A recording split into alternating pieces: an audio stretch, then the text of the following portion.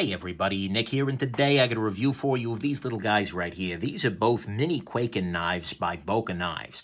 First off though, I want to thank very much my buddy Andrew for sending these guys along. He donated these to the channel in exchange for my, after I do the review, donating the money and proceeds to charity when I sell them. And that's a win-win for me. I get to support a good cause, and I get to review a knife. That was absolutely great, so thanks Andrew. Next thing, let's do a size comparison real quick. Here are your Kwaikens here. Right here is your Spyderco Delicacy. You can see these are the mini version. I looked at the big guy before, but these are definitely much more midi. And in fact, let's look at the blade length real quick on these guys. We are coming in right around 3 inches. Yeah, about 3 inches, depending on whether or not the cop likes you.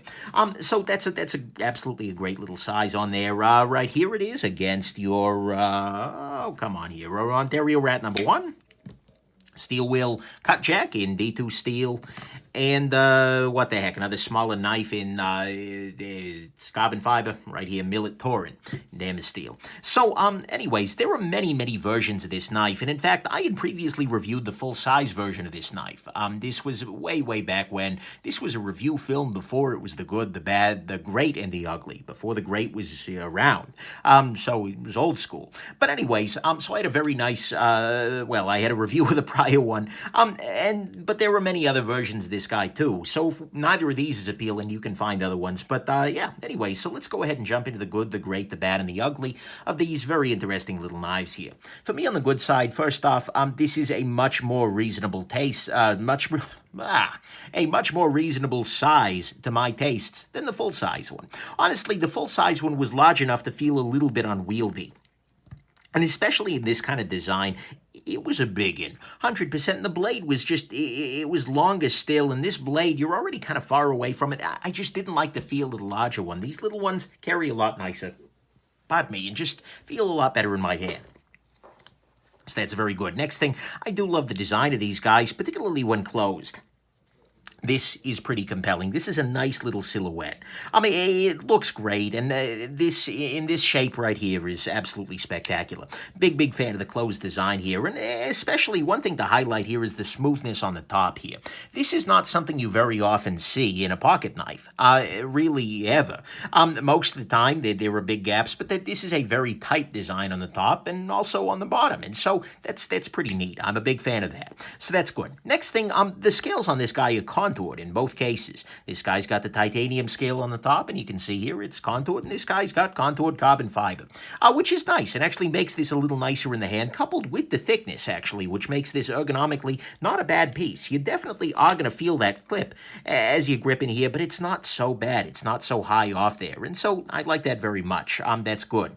Next thing, the backspaces on these guys are both fairly nice. On this guy, you get a matching titanium backspacer. On this guy, you get something, I think that's an aluminum sort of thing, but either way, you're getting decent backspaces, and they're not just like standoffs. It fits very nicely with the overall theme, and you know, it's just nice. Can't argue with that. Fit and finish on these guys is actually pretty reasonable, all told. I mean, you can see here, it's nicely milled, it's nicely machined. Everything seems to fit with reasonable tolerances together. In both cases, they are pretty much scented. Maybe this one's a little bit off, but they're scented enough that I don't really care that much. You know, overall, these are reasonably made knives. Can't argue with that. And then, like I said, well, I didn't say this yet, but this is nicer than the full size in that they've made a couple of key improvements, and the biggest one is this right here. On the full size one, and we'll talk about this Flippin Tab later because it still needs some talking, but on the full size one, this was a completely smooth line, and that meant that it was very easy to slide off the back of the tab here and then end up on the blade, which was exposed, so it'll cut you open. On this guy, they fixed half of that. They've added some extra lines here, some jimping that would give you a little bit of texturing, which makes this guy genuinely easier and more reliable to flip open. So that's something I appreciate very much. And so those, to me, are the good things. It's got the improvement relative to the full size in the jimping down there. The fit and finish on these guys is actually pretty reasonable, all told. Nice backspacer, good contoured scales. I love the design of these guys when closed. Very, very attractive in this state. And then this is just a little bit more reasonably sized than the big one for my taste. To me, the great thing about these guys is actually the action. On both of these, this is a very, very nice action. It's running on IKBS, the Ikomakorth bearing system.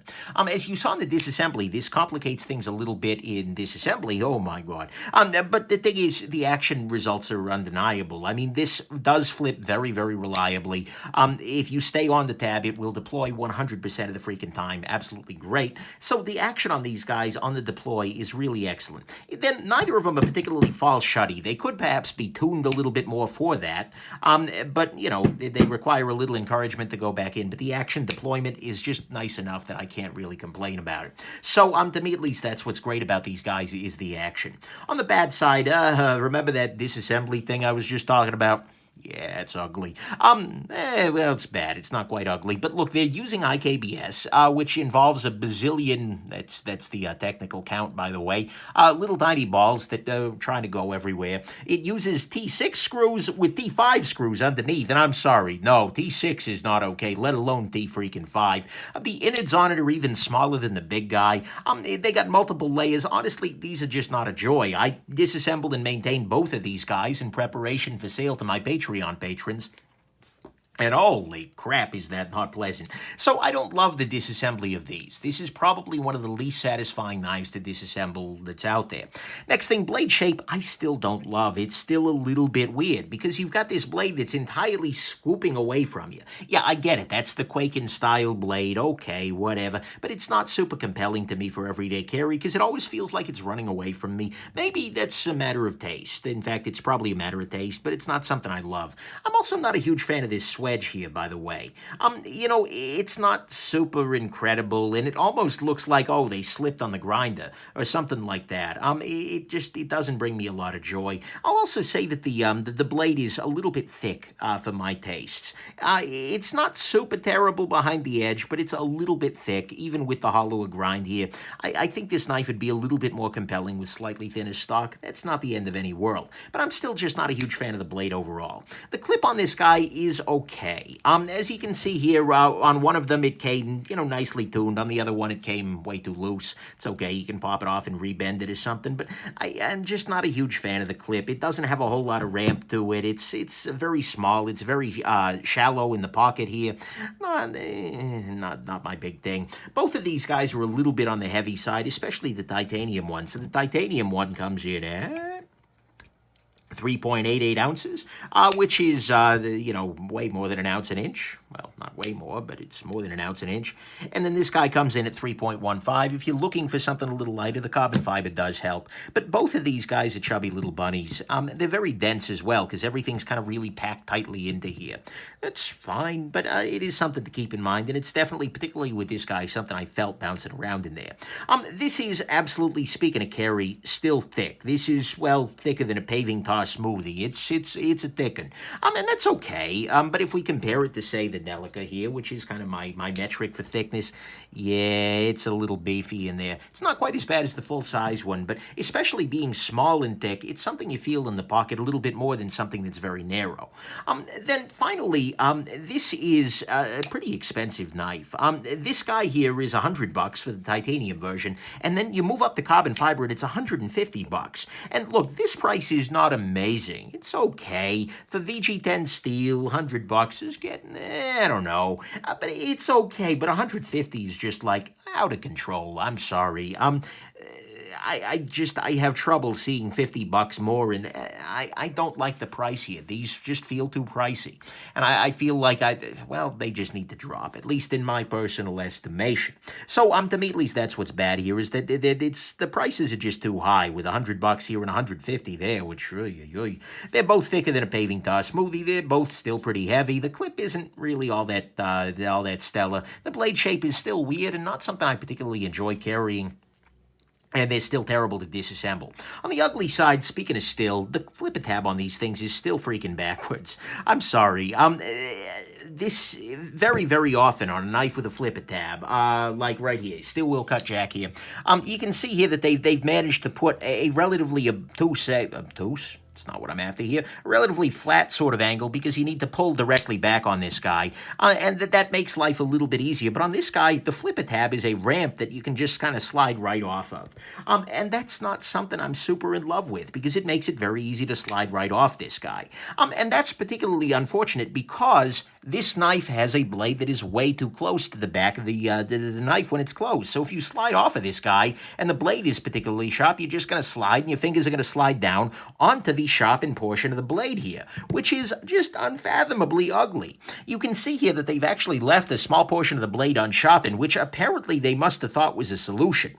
Like, well, this knife will cut you when it's open. I know, we'll reduce its functionality by not sharpening it to the heel. Great, everything's solved. No, stupid. But that bugs the crap out of me. And so this combination of a Flippin Tab that just isn't really shaped like it needs to be, with this blade that's too close to the edge so it'll cut you open if you miss, ugly. And so, to me, those are the ugly things, and I really dislike that.